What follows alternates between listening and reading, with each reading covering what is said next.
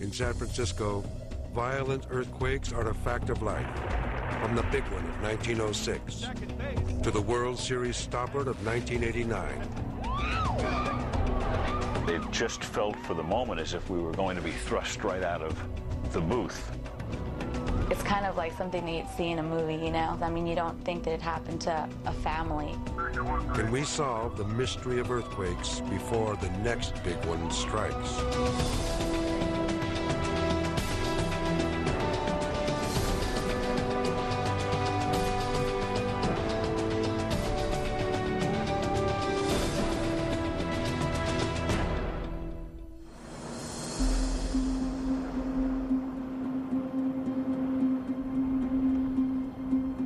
From Silicon Valley to San Francisco Bay on the central coast of California, encompassing some of the most desirable real estate on the planet.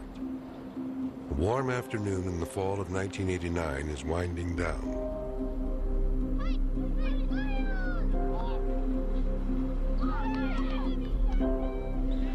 "75 miles south of San Francisco, at a high school gym in Santa Cruz, a volleyball game is in progress. At the Adams Apple Bar and Grill in Silicon Valley, customers are settling in to watch their two local teams in the World Series. Played in Candlestick Park, the Battle of the Bay continues. Game 3 of the 1989 World Series, the Oakland Athletics against the San Francisco Giants. I'm Al Michaels. Welcome to Game 3. It's been dominant Oakland pitching, of course, in the first two games. At San Francisco's Candlestick Park, 60,000 baseball fans are getting ready for the first pitch. And in a car winding through the heart of Oakland, Mrs. Petra Baruman, her two children, and another Bay Area woman are coming home from the dentist. These widely scattered events were about to become forever linked by a sudden movement deep within the earth.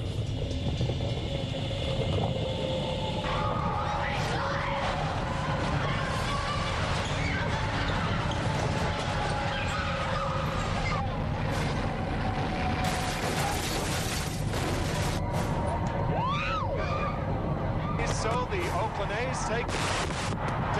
I'll tell you what, we're having an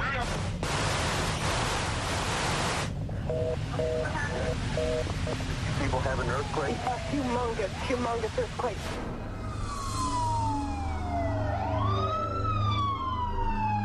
The earth had shaken for a mere 15 seconds, but the effect was devastating and widespread.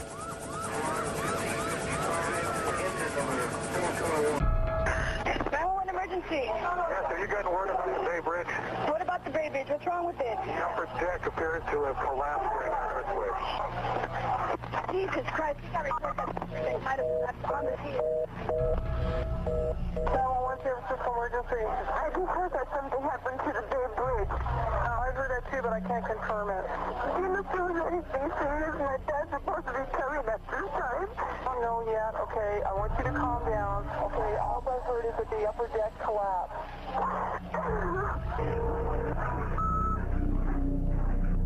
Throughout the Central California coast, homes and highways had collapsed. Towns and cities, both inland and along the coast of Monterey Bay, suffered widespread damage. Farther north, at the tip of the San Francisco Peninsula and just across the bay, the shaking caused heavy damage and left residents terrified. I felt this tremendous jolt. We could see dust coming out of ceilings, and I really thought for a second that this is the big one and it's going to collapse this whole building. Please keep away from the building. Many buildings' windows were shattered, particularly large plate glass windows. And I suddenly overheard the sirens, and they were wailing in such a way that they were headed towards the marina. Much of the residential marina district was in shambles. Even hardened firefighters were dumbfounded by the damage. A woman came up to me and she goes, there's a house down in the street. And I couldn't quite understand what she's talking about. I mean, a house down the street. I mean, what are you talking about? And so we went on over there, and the house was down in the street. And you walked into the third floor at ground level through the window. The most urgent concern facing firefighters was not the flattened homes, but rescuing the people trapped inside. But it was in the city of Oakland, just over the shattered span of the Bay Bridge, that the quake had done its worst damage. We're in the Cypress structure, about 29th Street. It's 10 minutes after 6. Television crews were beginning to broadcast live pictures from a section of Interstate 880 called the Cypress, a double-deck stretch of the freeway that cuts right through the heart of Oakland. When I first arrived at the Cypress, it was hard to believe what I was looking at. It was an entire mile and a half worth of elevated freeway structure that had collapsed, pancaked down on the lower section. And this was all elevated probably 60 feet in the air.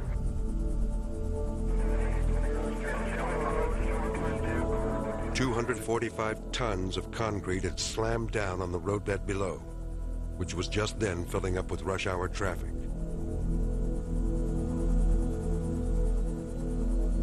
Gina Lynn was driving home from work. Next thing I knew, the overpass was falling in front of me, and then I just slammed into it, and then it started falling on top of the car, and I just started kicking the window and just crawled out of the driver's door and got on my hands and knees and crawled to a crack in the freeway.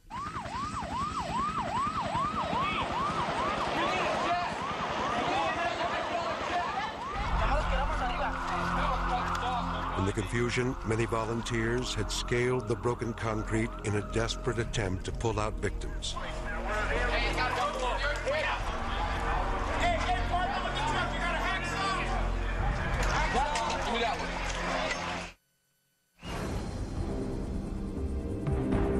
The other big rescue operation continued in San Francisco's Marina District.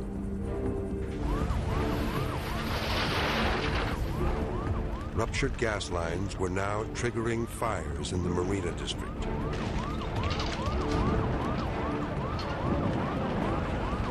I thought it was the big one. We have two big apartment buildings down, flames going up. Cypress Freeway, we heard, was collapsed, you know, and I just had no idea how much damage was going out through the whole city. San Francisco had been battered, as had Oakland and the Santa Cruz area, 75 miles to the south. But there were no collapses in between. The quake had apparently hopscotched from one area to another. Across the bay in Oakland, at the Cypress Freeway collapse, rescue teams worked feverishly to help injured motorists. Nearby, Bay Area resident Pastor Baruman watched the television coverage while he waited for his wife and two children to return home. As images of the Cypress rescue unfolded, he never dreamed that his family was amid the tangled crush of concrete and steel. We got two bodies down here? Yeah. All right. And then they start talking about the Cypress.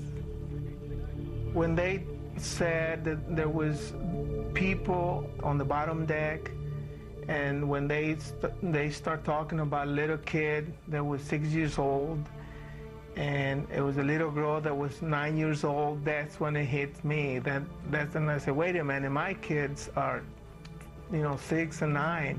That's when I was worried.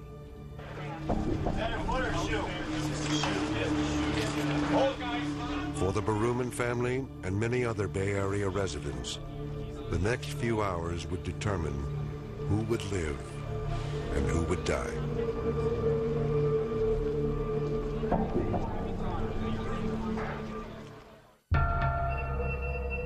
Nightfall, October 17th, 1989. The San Francisco Bay Area is still reeling from the strongest earthquake in nearly a century. Near downtown Oakland, arc lights illuminate the wreckage of the Cypress Freeway. Dozens are dead. Yet 2 hours after the earthquake, moans from survivors are still being heard. Firefighter Ron Carter was working in a 3-foot cavity in the concrete rubble, trying to access a car with 2 dead women in the front seat and 2 small children trapped beneath them. It was Julio and Kathy Berumen, crushed under the concrete, but still alive. But their mother had died. We are not going to let these two kids die. It didn't matter what, we tried everything. I remember we fired up the saw, and there was a shower of sparks that shot underneath this dark cavern, and this was over fumes of gasoline and oil and everything else. So we went to every effort, and it was all in, whatever it takes, let's get these kids out. 2 hours into the rescue, crews managed to free Kathy Berumen. Watching on live television was her father, who still didn't know that it was his own daughter. They showed when they rescued my daughter, they really show it, you know, when they brought her down on the stretcher, and I was watching that, but I never thought it was her after later. Kathy Berumen's cheekbone was broken in 8 places, and a shard of skull embedded in her brain. Still, she survived. I remember somebody talking to me, and it was the guy that rescued us, and he, you know, was asking me my name and, you know, what was going on with me, what I felt. He was just trying to keep me awake and trying to, like, occupy me, you know, just keep me, you know, conscious. Kathy's brother Julio was still trapped in the car. His right leg was caught beneath the full tonnage of the collapsed freeway. Rescuers feared he would bleed to death. We were able to literally dissect the car, the seats. We had to use extraordinary measures to get the dead occupants out of the front seat. Once we were able to do that, we could clearly see how Julio was pinned inside.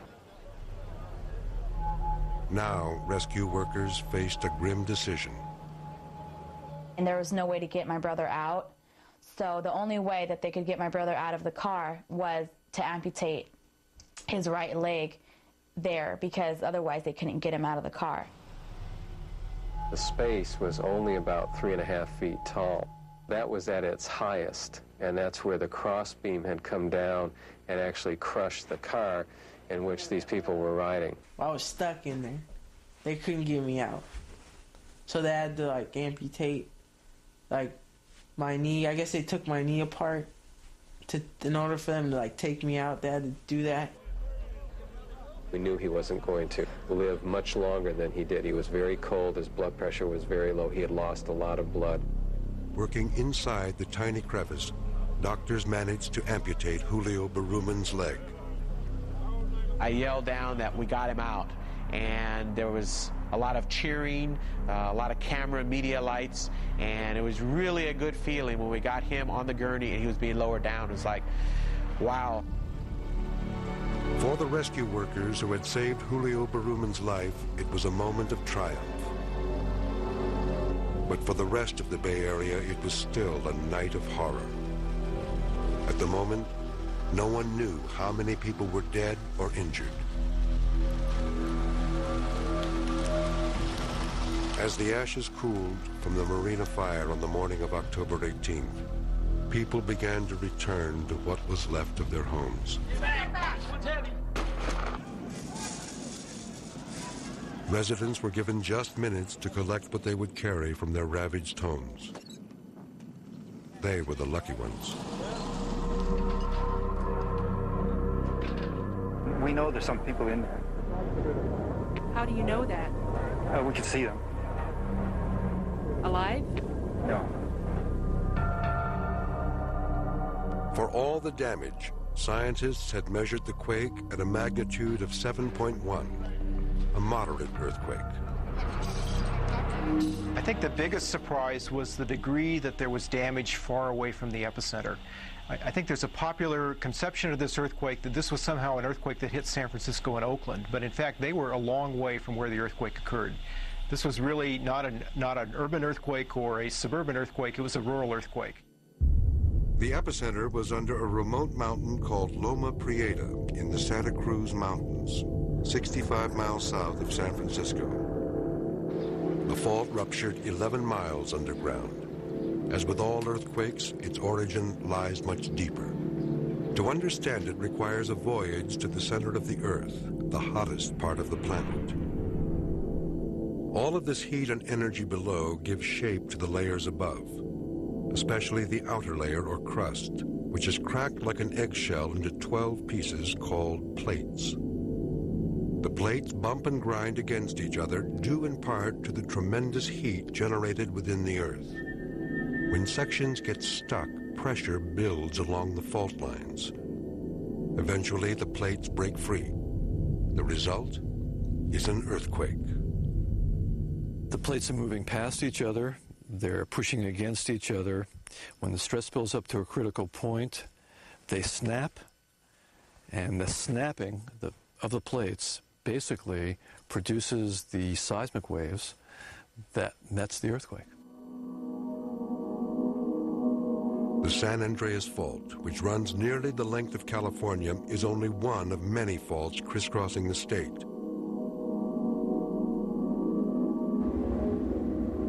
It was in the Santa Cruz Mountains that an offshoot of the San Andreas erupted in 1989. The Loma Prieta shockwaves rattled the epicenter area. A cross-section view reveals how they also penetrated deep into the earth and ricocheted upward. Bounced back up and came up in the vicinity of Oakland and San Francisco. Kind of an amazing phenomena, just a bounce like a light wave bouncing off a mirror. And those distant waves managed to do a great deal of damage in the most vulnerable parts of structures in Oakland and the marina. Much of the Bay Area sits atop soft and sandy soils like this that shake more during an earthquake. This is probably the worst kind of soil to support a city.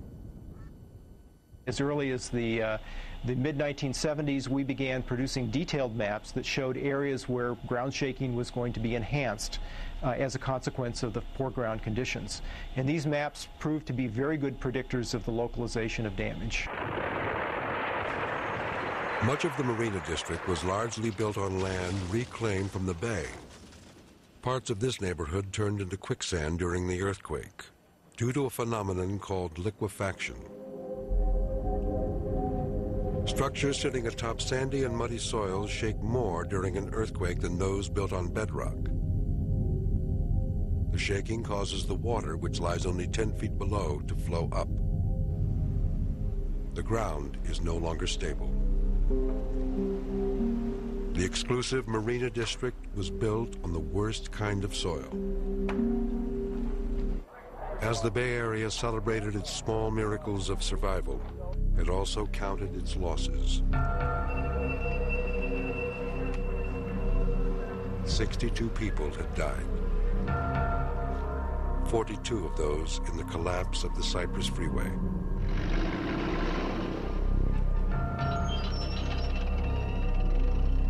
The quake had also cost $6 billion in damaged property. Yet all told, the Bay Area may have gotten off cheaply. In no sense was this a great earthquake for the Bay Area or any other place in the world. For example, historically, the 1906 earthquake was something like 20 times larger. So this was a garden variety earthquake, not some Armageddon.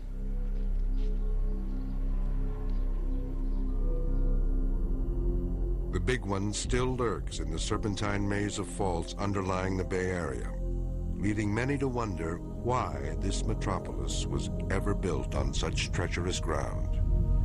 The secret isn't just scientific. It involves a conspiracy buried deep within San Francisco's past.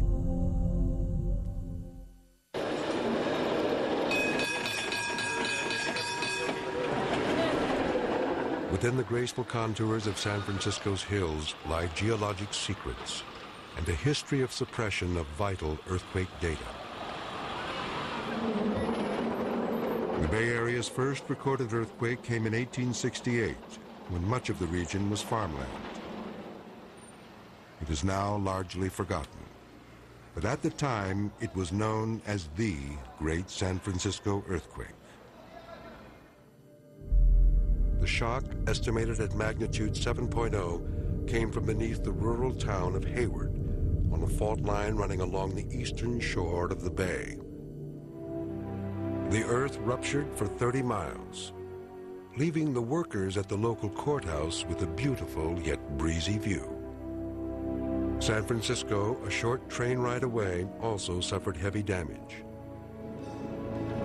The earthquake so alarmed the city's business leaders that they commissioned a report to gauge the ongoing seismic threat. A team of local scientists went to work. And they discovered that there was a rupture at the ground and that it moved the fault several feet. And they further discovered that the Hayward Fault extended to the north and south, and that San Andreas was on the other side. And they said, look, this is in the city's future, not just in its past. They submitted their report, and this businessman got the report, and he was horrified to see that this might hurt San Francisco's business opportunities, so he destroyed it. Unaware of the threat of earthquakes, thousands continued flocking to the city. San Francisco grew, building on and around its fault lines. Then came a fateful day in April of 1906.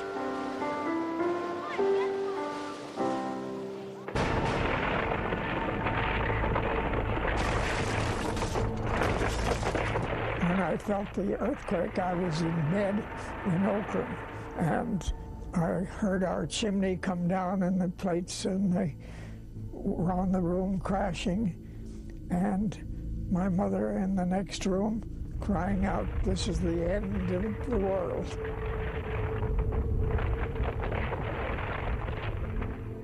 Having survived the shaking in Oakland, 6-year-old Marion Cowan crossed the bay with his mother to San Francisco. He marveled at the sight of the stricken city.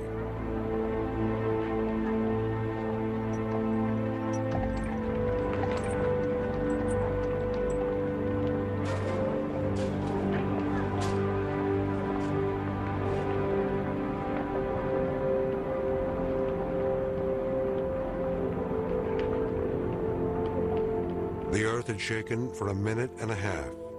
It was an enormous jolt of magnitude 7.8, as much as 33 times more powerful than the 1989 Loma Prieta shock.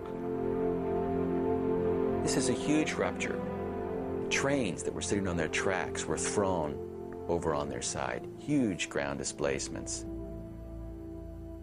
Permanently moved the North American side of the Bay Area south, and permanently moved the Pacific side north by 10 or 15 feet.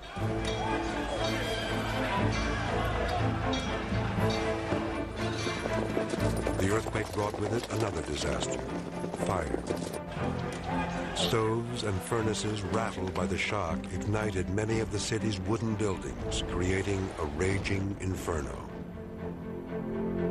Water mains had broken. It appeared nothing could stop the flames. 2/3 of the city had burned: Chinatown, Market Street, Telegraph Hill. At the time, the U.S. Army reported 498 people dead, an attempt by authorities to minimize the effects of the quake. The current estimate is that 3,000 people died. It was the worst natural disaster in the nation's history.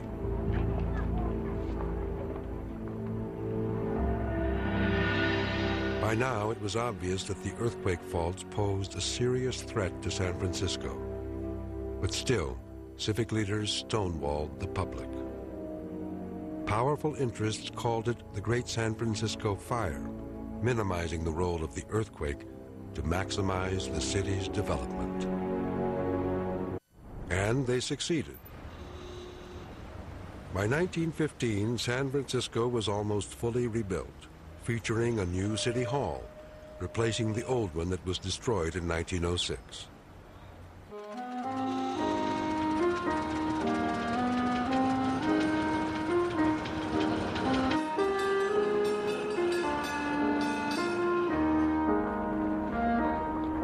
The city was host to the Pan-Pacific Exposition, a world's fair celebrating both the city's rebirth and the opening of the Panama Canal.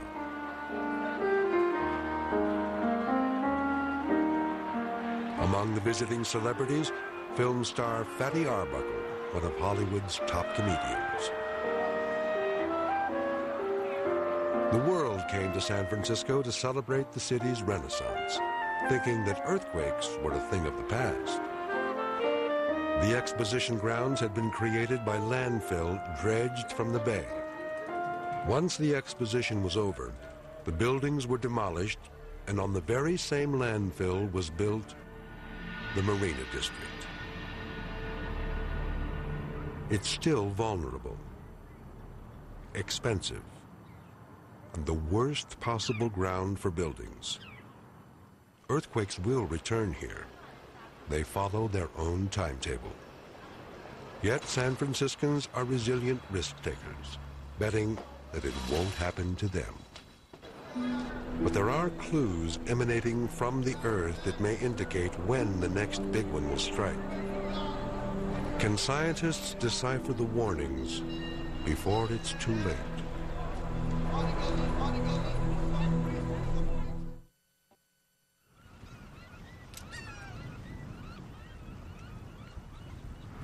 I love San Francisco. It's the best city in America. Why would I leave? Moving? No. Huh. Certainly not. I've never experienced an earthquake before, so it's one of those I don't feel like it can happen to me. It could be a lot worse. I mean, if you only have to worry about it once every 10 or 15 years, I don't think it's going to be anything to really deal with. At least I hope not. San Franciscans' attitude is neither unique nor surprising. Shaky ground is common in plenty of other cities: Los Angeles, Seattle, Memphis, and especially across the Pacific, Tokyo. Tokyo is a geological cousin of San Francisco. They both sit atop a maze of earthquake faults and share a troubled seismic past.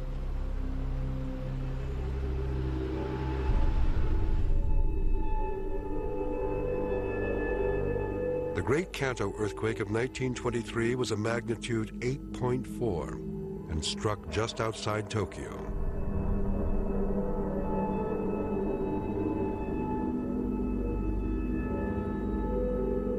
The quake was also followed by a huge firestorm, just like in San Francisco.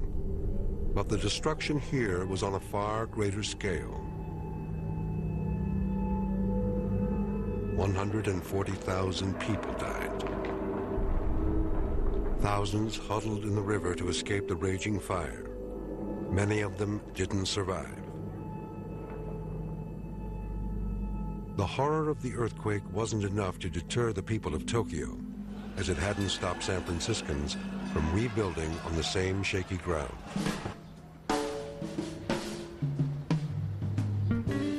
San Francisco, following the 1906 disaster, seemed to ignore what happened in Tokyo and emphasized construction over caution.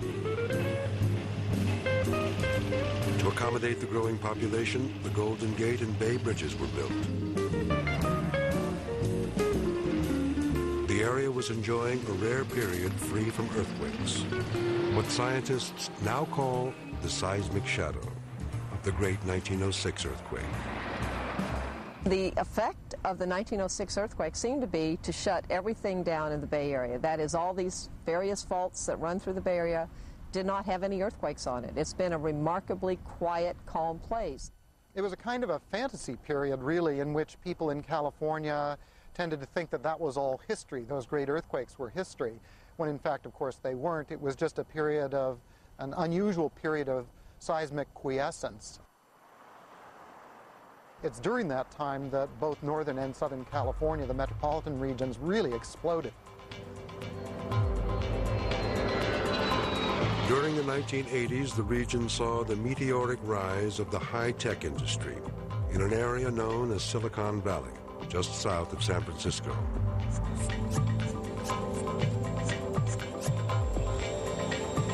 This second gold rush brought tens of thousands from all over the world, attracted by the opportunity and the area's scenic beauty.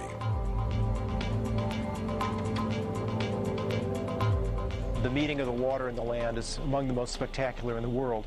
And this landscape has literally been carved by the San Andreas Fault and the other branches of the plate boundary system. Earthquakes created this natural beauty over millions of years. The 1989 Bay Area quake was just one of them. But this shock may have also marked the end of the so-called seismic shadow, the quiet period between earthquakes in the Bay Area. What we are now seeing is that the stress is rebuilding on those other faults in the Bay Area, so we anticipate that they'll return to produce the same kind of earthquakes that we're seeing between the time of the gold rush and the 1906 earthquake. This could mean the Bay Area will see a series of moderate earthquakes similar to the one in 1989 sooner rather than later. But why can't scientists predict quakes with more precision? Basically, the problem is many earthquake prediction experiments have been run, data have been collected that seem very promising. However, they're not repeatable, or half the observations show some signal prior to an earthquake, the other half don't. So at this point, we can have a theory about how earthquakes occur in a regular pattern, but the reality is there's always surprises with the Earth.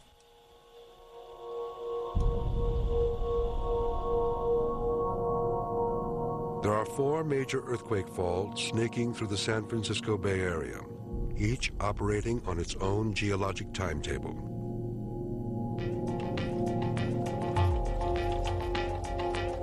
Scientists are trying to find out which one is most likely to have an earthquake. Global positioning satellites, known as GPS, are helping. Several small antennas on opposite sides of a fault are installed to receive signals from satellites. As the plates glide past each other, the satellites track even the slightest shift along the fault line. Underneath this lake, just south of San Francisco, lies the San Andreas Fault. It's where the gigantic North American and Pacific plates meet.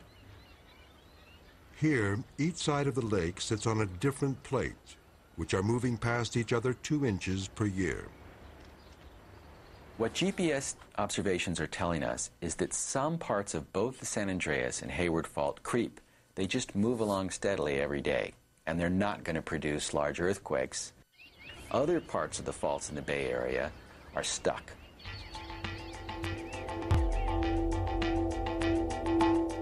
Where the fault is moving, there is less likelihood of an earthquake.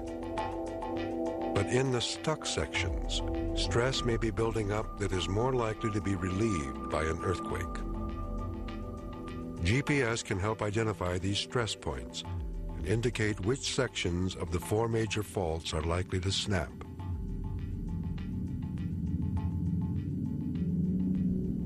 Under these placid hills, an hour's drive north of San Francisco, could lie clues about when the next big earthquake will strike. The scenic beauty here belies the geologic time bomb ticking below and has scientists digging for data.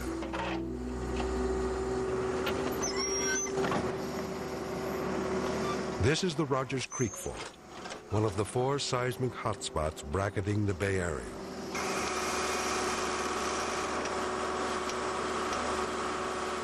Here, scientists are cutting a trench across the fault to look for traces of past earthquakes. Geologist David Schwartz hopes an historical profile will gradually emerge, revealing a timetable of earthquakes. When a fault breaks, the rupture starts at about 6 or 7 miles below the surface, and it's basically a crack, and the crack comes all the way up to the surface. It deforms the surface, it leaves a signature, and then it's buried, and it's preserved. It's like a fossil. So we try to come to places like this where we think there's evidence of these past or fossil earthquakes, and basically open a trench like this, and it's sort of like reading a book. Right away, what you can see is this major change in color along this vertical line extending from the bottom of the trench and goes along to here and then we sort of lose it at about this point. This is the fault. This is the main trace of the Rogers Creek Fault.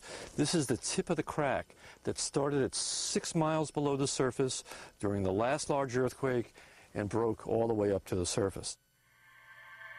During an earthquake, the ground moves upward.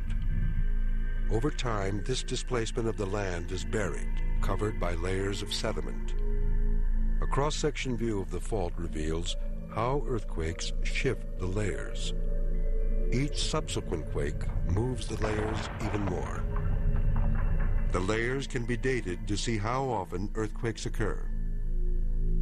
One of the things we're really trying to do is to work out the pattern of past earthquake activity on all of the large faults in the Bay Area.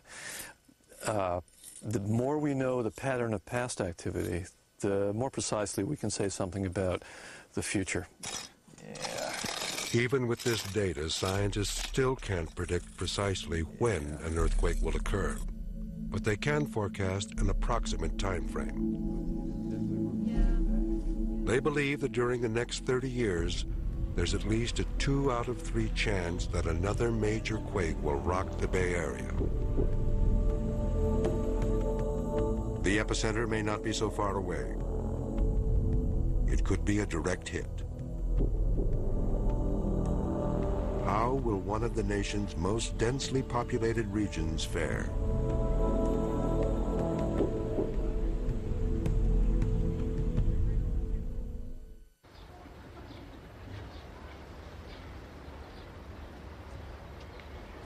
Every minute of every day, the seismic pressure is building along the Bay Area's fault lines. As we look around the U.S. and say, where are the places that were vulnerable to earthquakes? High on everyone's list is the Hayward Fault in the eastern San Francisco Bay region. And the reason for this is it's a relatively fast-moving fault, moving almost a centimeter a year, and it's a fault that's heavily urbanized. We've got several million people that live either directly on the fault trace or within just a few miles of it.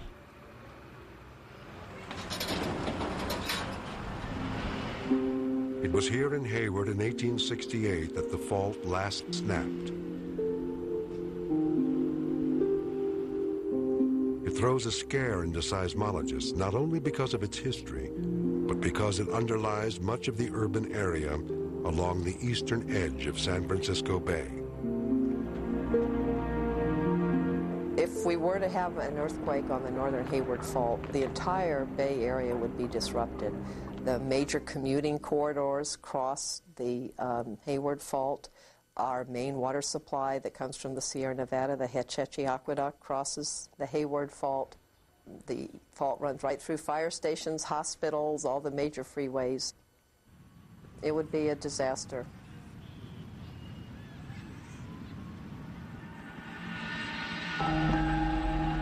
January 17, 1995, Kobe, Japan. The 6th largest port in the world was rocked by a 7.1 earthquake. It was a warning. Kobe's geology is very similar to the Bay Area.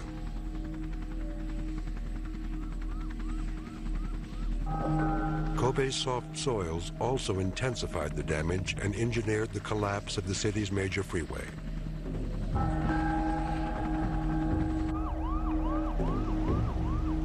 Thousands died. Hundreds of thousands were homeless. It was a far greater disaster than the 1989 Loma Prieta quake that ravaged the San Francisco Bay Area.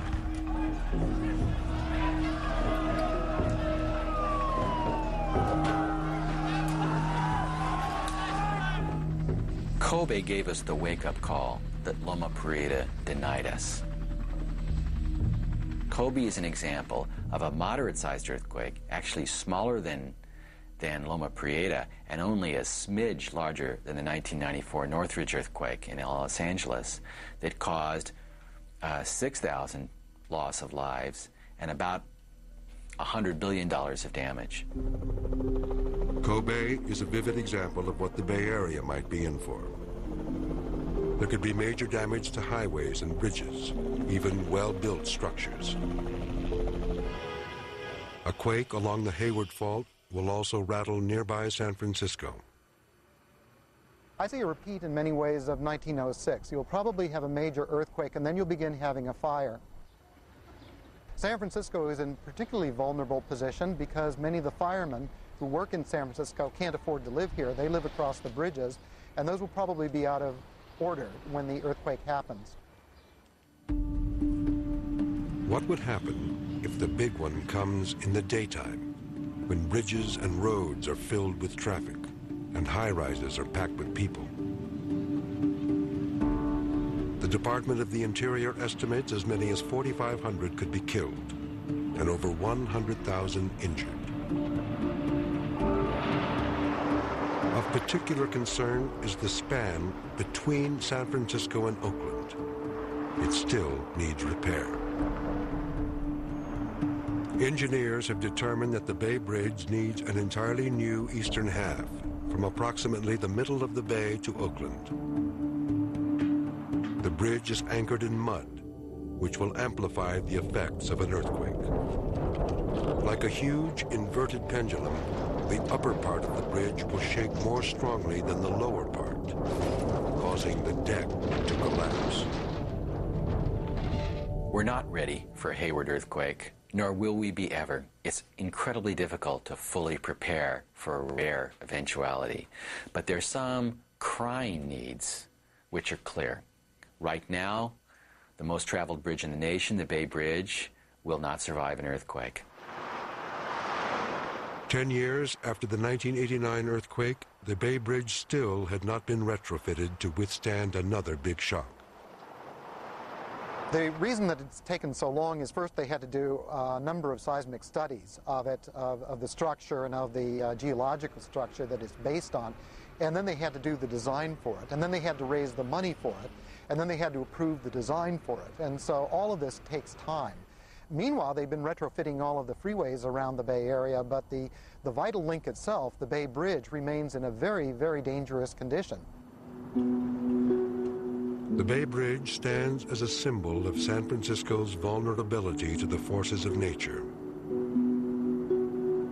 But some lessons from the 1989 Loma Prieta earthquake have been heeded. Today, the Bay Area is better prepared than ever for the next big earthquake. So we need to be ready. Citizens need to be prepared. We are doing that from our Office of Emergency Services. There's a program that organizes blocks of neighbors. We'll be giving instructions. We have, but we have to do more in terms of storing food, knowing and having water, and then knowing how to turn off your gas, and be prepared to be on your own for 72 hours. Many of the area's older structures, such as the classic San Francisco Victorians, are also being strengthened to current seismic standards.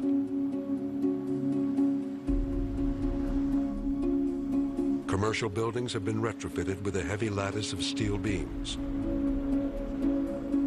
So have some government structures. Two of the most visible examples of retrofitting are San Francisco and Oakland city halls. Both sustained major damage during the 1989 quake. To prevent another freeway collapse, many Bay Area roads have been reinforced. The Cypress Freeway, however, was damaged beyond repair. Residents did not want it rebuilt. Today, only a long strip of parkway marks the spot where so many lost their lives. For Julio Berumen and his sister Kathy, who survived the collapse of the Cypress, that fateful day in 1989 was both tragic and miraculous. I feel very lucky to be alive. I mean, my brother and myself had our guardian angels with us, and to this day we still do. I just feel privileged to be alive, and I feel like I, in a way, have a second chance. As bad as it was, and as disastrous as it was, and of course it's of no solace to people who lost family members or relatives, but I think we came that close to the greatest natural disaster in the history of this country. The The San Francisco Bay Area is a giant seismic laboratory. And with each successive earthquake, scientists and residents are learning how to survive, rebuild, and better prepare for the next one. If we have this knowledge, if we know what the risks are from the faults, and if we know what the risks are from our buildings, we can make some good, rational choices, and the process will follow. Given a little bit of time, ingenuity, and a little bit of money, we can make this a safe place. As the geological clock ticks on, the odds of yet another quake increase. Some are betting that an earthquake won't happen in their lifetime. They are likely to lose. Others are putting their money on preparation, being ready for the big one. It's the safest bet, and the one that's most likely to pay off.